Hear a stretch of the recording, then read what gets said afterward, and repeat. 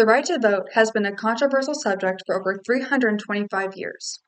An article written by Carnegie Corporation of New York, updated in early 2025, called Voting Rights: A Short History, explains just how long we the people have been involved with voting issues by stating, challenges to voting rights in this country are hardly a 21st century invention.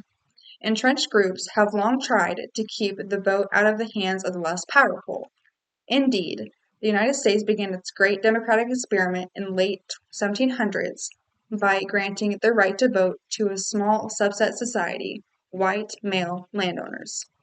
Now, modern-day society has come a long way since then. There's new problems coming to the surface that is making not a lot of people want to vote. There are several factors, such as the way the Electoral College works, new bills being put into place, and overall feeling that it's not fair and that your vote does not matter. I am here today to talk about these problems and show a different perspective to how voting is beneficial to everyone who involves themselves. There is more than one point of view when talking about voting and what it means. The biggest problem is being informed. Unfortunately, nowadays, people think they know more than what they think they do. And the biggest thing around that is social media. With fake news and AI and other technology being advanced, it's hard to decipher what is real between what is not real. So young generation such as myself is having a hard time being truly informed.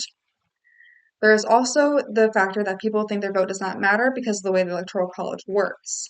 Yes, it is true that the Electoral College does have final say when it comes to the election of the president and the vice president, but this does not mean that your vote does not matter.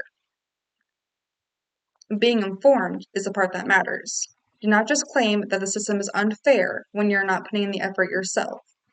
Your effort is what makes your vote matter, and is your voice that you're allowed to use. The last big problem just came up this April, called the SAVE Act. Now, this bill was initially to prevent non-citizens from being able to vote, which is understandable, but there's now other issues. One specific issue is that your birth certificate name has to line up with your name that you have now.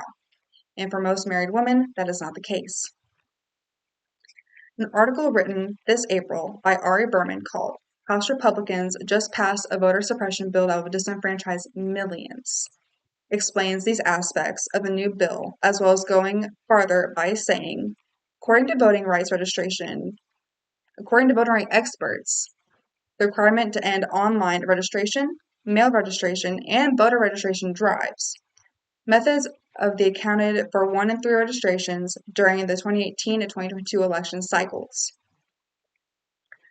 This requirement would apply not to just new registrants, but for every time someone wants to update their registrant. Overall, this bill is becoming very complicated and is making people very upset. Now that we've talked about our problems, let's talk about solutions. The first solution, again, is being informed. An article called Due to Your Choice, Should the Politically Disengaged Vote?, written by Leah Murray and Jeff Jacoby in late 2024, talks about a well-informed voter by saying, good citizens should stay abreast of what is happening in their communities. Good citizens should be aware of how our government is doing its job. Good citizens should be well informed and take advantage of the First Amendment rights, the free press, to keep the government accountable. There is also the factor of staying up to date with real news and not biased ones either. An article updated this year, written by Jan Laley, called Which is Worse, an Uninformed Voter or One Who Doesn't Vote at All?, talks about this idea in depth by saying, voting, no matter what information you have, gets you involved with the system. We need to provide people with information that helps them understand that it is in their self-interest to vote, that the outcome of any election matters, because when elected, different candidates do different things. On the topic of being informed, this also includes the way the Electoral College actually works. A short article called Electoral College, written by the USA government themselves in early 2025, explains how the Electoral College actually works by saying, other U.S. elections, candidates are elected by citizens' votes, but the president and vice president are not elected directly by citizens. Instead, they are chosen through an electoral college process by having a popular vote from the citizens. So this means that there's an actual compromise between the electoral college and the citizens by having the citizens vote first, and whoever voted for the most, that popular vote goes to that state. So in reality, your vote still does matter. Lastly, there are solutions to this new bill, but there's going to have to be a long fight. A brief article written by Brendan Carter for Justice at NYU Law called Voter Suppression in 2025 lists several ideas to be campaigned.